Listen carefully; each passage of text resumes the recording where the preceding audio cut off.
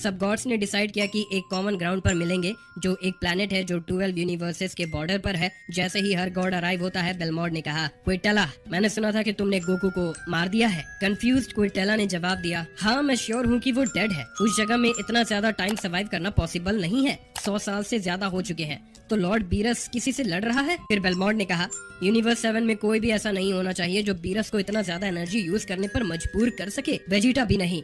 लगता है अगर तुम्हें कुछ करना है तो तुम्हें खुद ही करना पड़ेगा। तभी चांपा ने कहा, कोई जरूरत नहीं है, मेरा भाई इसे जल्दी खत्म कर देगा। आखिरकार वो अपने फाइनल फॉर्म में है। फिर आराक ने कहा, तुम अल्ट्रा इंस्टिंक्ट की बात कर रहे हो, जो फादर ने किसी भी सर्कमस्टांस में यूज ना करने के लिए कहा था। तभी वार्डोस ने कहा, उस स्टेट में उसकी रीजनिंग खत्म हो गई है। वो रेज करता रहेगा यूनिवर्स 7 को डिस्ट्रॉय करने के बाद भी। मैं श्योर हूँ कि वीज इससे इतनी दूर नहीं जाने देगा। तभी चांपा ने कहा, बिल्कुल, वीज इसे ऐसे ही नहीं होने देगा। अर्थ पे बीरस अपने मैक्स लेवल पे था और फियरलेस तरीके से ब्रॉली की तरफ बढ़ रहा था। ब्रॉली भी अपने पावर बढ़ाने लगा, लेकिन बीरस के नए पावर को देखकर उसे कोई फर्क नहीं पड़ा। बीरस ने एक बड़ा ball of destruction energy fire किया जो सीधा ब्रॉली की तरफ गया। ब्रॉली ने समहाउ उसे डॉज किया, लेकिन बीरस उसके नए स्ट्रेंथ को समझ नहीं पा रहा था। दोनों फाइटर्स के बीच ब्लोज एक्सचेंज हुए और सबको ये क्लियर हो गया कि ब्रॉली डैमेज ले रहा था। वेजिटा ने देखा और बोला, ब्रॉली, ये तो साफ है कि तुम अभी के लेवल पर उसे नहीं हरा सकते। तुम्हें पहले और भी ज्यादा पावर को अनलॉक करना पड़ेगा। ब्रॉली ने वेजिटा की बातें सुनी और कहा, तुम्हारे एक्सपेक्टेशंस के लिए शुक्रिया कैटमैन, लेकिन मुझे लगता है कि अब ये खत्म होता है। ब्रॉली ने अपनी पावर को फिर से बढ़ाया और सुपर सैयन 4 के लेवल तक ले जाने की सोची। गोकू ने ये देखा और सोचा, ये ओवरकिल है। तुम सुपर सैयन 2 और 3 को स्किप कर रहे हो, जबकि वो फॉर्म्स भी इसे हैंडल कर सकते हैं। ब्रॉली, तुम्हें अभी भी ट्रेनिंग में बहुत कुछ सीखना है। मैंने तुम्हें सिखाया था कि हमेशा अपने अपोनेंट की स्ट्रेंथ को धीरे धीरे मेजर करना, अपने वीकेस्ट फॉर्म से स्ट्रॉन्गेस्ट फॉर्म तक ट्रांजिशन करते हुए। ये इंश्योर करेगा कि तुम्हारा पावर और स्टेमिना बेकार ना हो। गोकू ने सोचा, सॉरी ब्रॉली, मैं तुम्हारे फॉर्म्स देखना चाहूंगा, लेकिन मैं बीरस को मरने नहीं दे सकता। मैंने रियलाइज किया कि बीरस का इस सिचुएशन से कुछ लेना देना नहीं है। वो गिल्टी नहीं है और इसीलिए उसे जीने का हक है, लेकिन मुझे पता है कि वो अपने फेलो गॉड्स को मरते हुए नहीं देख सकता। इसलिए मैंने डिसाइड किया है कि उसे सील कर दूं जब तक सब कुछ खत्म नहीं हो जाता। लेकिन ये सील ज्यादा देर तक नहीं चलेगा। ये सील लगभग 4 साल में टूट जाएगा। इतना वक्त हमारे पास काफी है सब गॉड्स को एलिमिनेट करने के लिए। गोकू ने इवल कंटेनमेंट वेव परफॉर्म किया और बीरस को एक बॉटल में सील कर दिया। उसने बॉटल का लीड वापस लगा दिया और एक स्ट्रिंग से सील को टाइट कर दिया ताकि वो ब्रेक ना हो। सब लोग सरप्राइज थे कि गोकू ने ये क्या किया। वेजिटा सबसे ज्यादा सरप्राइज था और बोला, कैकरॉट, मैं समझ नहीं पा रहा हूँ। प्लान तो यही था, सब गॉड्स को मारना है, तो तुमने ब्रॉली को बीरस को मारने क्यों नहीं दिया? फिर गोकू ने जवाब दिया, हाँ, लेकिन मैंने समझा कि लॉर्ड बीरस का इस केस से कुछ लेना देना नहीं है। उसने मुझे लॉक नहीं किया, ये उसका काम नहीं था, इसीलिए उसे जिंदा रहने का हक है। लेकिन मैंने ये भी समझा कि वो अपने फेलो गॉड्स को मरते हुए नहीं देख सकता, इसीलिए मैंने उसे सील कर दिया। लेकिन ये सील ज्यादा देर तक नहीं चलेगा, लगभग 4 साल में ये टूट जाएगा। ये वक्त हमारे पास है सब गॉड्स को एलिमिनेट करने के लिए। गोहान ने वीज से पूछा, वीज, आप इतने शांत क्यों हैं? लगता है आपको बीरस की डिसअपीयरेंस की कोई परवाह नहीं है। वीज ने बिना किसी जज्बात के जवाब दिया, कैसे रिएक्ट करना चाहिए मुझे?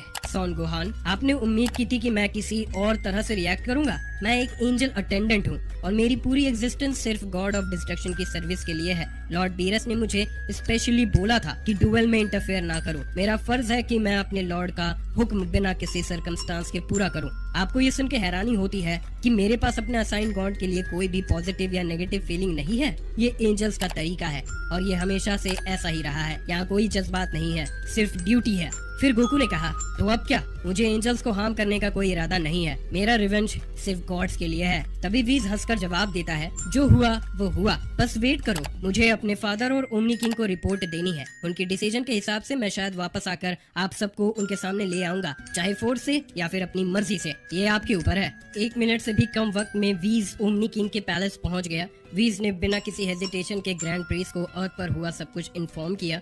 ग्रैंड प्रीस्ट ने कामलेस और पावर के साथ जवाब दिया, हाँ मुझे पता है। ओमनी किंग को अटेंड करते वक्त मैंने 7th यूनिवर्स से की का ओवरफ्लो महसूस किया था। ये मिस करना मुश्किल था। इससे पहले कि मैंने इन्वेस्टिगेशन की, मैंने उस सैयन और लॉर्ड बीरस के फाइट को देखा।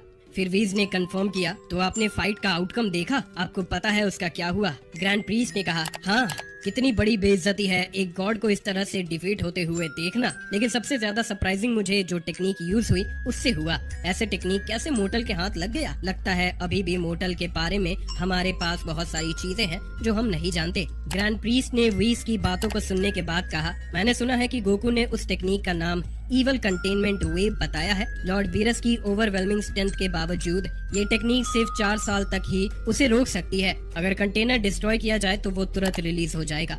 लेकिन इससे भी ज्यादा जरूरी बात जो मुझे आपके पास आने के लिए मजबूर करती है वो है गॉड के यूनिवर्स 7 में छुपकर होने की बात। मैं नहीं जानता कि उन्होंने ये कैसे अचीव किया, लेकिन ये छुपी हुई एक्टिविटी उन्होंने की। उनका इंटेंट था सन गोकू की लाइफ को खत्म करना। अगर मुझे गेस करना हो तो ये उनकी पर्सनल सेल्फ इंटरेस्ट के लिए था। टूर्नामेंट ऑफ पावर में इरेज होने के बाद ये एक्शंस यूनिवर्स के भले के लिए नहीं है। इसलिए मैं आपसे विनम्रता से प्रार्थना करता हूँ कि उनके लिए कुछ पनिशमेंट दी जाए। ग्रैंड प्रीस्ट ने सब कुछ सुना और सोचा ये एक सीरियस सिचुएशन थी और इसका रेजोल्यूशन यूनिवर्स के बैलेंस और गॉड्स के एक्शंस के हिसाब से होना था। ग्रैंड प्रीस्ट ने कहा, मुझे सब कुछ पता है, लेकिन वेज तुमने कहानी का काफी हिस्सा छोड़ा है। मैं इंतजार कर रहा हूँ कि तुम मुझे साइंस के वेंडेटा के बारे में बताओगे, जो प्लान है इस दुनिया को गॉडलेस बनाने का। सच कहूँ तो मुझे उम्मीद थी कि जब साइंस गॉड्स के पनिशमेंट को देखेंगे तो उनका मन बदल जाएगा और वो मेरे स्टूडेंट्स बनकर ट्रेनिंग कंटिन्यू करेंगे। तुम्हारे एक्शन से मुझे बहुत निराशा हुई है। ग्रैंड प्रीस्ट ने आगे कहा, लगता है तुमने इस यूनिवर्स और इसके मोर्टल से अटैच्ड हो गए हो। तुम्हारा फर्ज नफरत और होप के बजाय यूनिवर्स के बेस्ट इंटरेस्ट के लिए एक्शन लेना है। साइंस अपनी आइडियोलॉजी को आसानी से नहीं छोड़ेंगे और अगर ऐसे इन्फॉर्मेशन रिपोर्ट नहीं किया जाता तो ये बहुत सारे डेटीज की जान ले सकता था, जिससे ही मल्टीवर्स का डिस्ट्रक्शन हो सकता है। हम इस बात से कुछ वक्त से अवेयर थे और ओमनी किंग ने इस पर बात की थी। तुम्हें एंजल्स के रोल्स के बारे में फिर से सिखाने की जरूरत है। ग्रैंड प्रीस्ट ने वेस को कहा, तुम्हें अपने एंजल स्टेटस को छोड़कर नए ट्रेनिंग के लिए तैयार रहना होगा। तुम्हें एक नए गॉड ऑफ डिस्ट्रक्शन के लिए दूसरे यूनिवर्स में अपॉइंट किया जाएगा। फिलहाल के लिए तुम इनएक्टिव हो। जब ओमनी किंग को तुम्हारी जरूरत होगी तब तुम वापस आ जाओगे। वीज ने घबराहट के साथ पूछा, कौन सा नया यूनिवर्स, कौन सा नया गॉड ऑफ डिस्ट्रक्शन? आप ये क्या कह रहे हैं फादर? फिर ग्रैंड प्रीस्ट ने कहा, ये ओमनी किंग की इच्छा है। यूनिवर्स 7 को जल्दी इरेज कर दिया जाएगा। वीज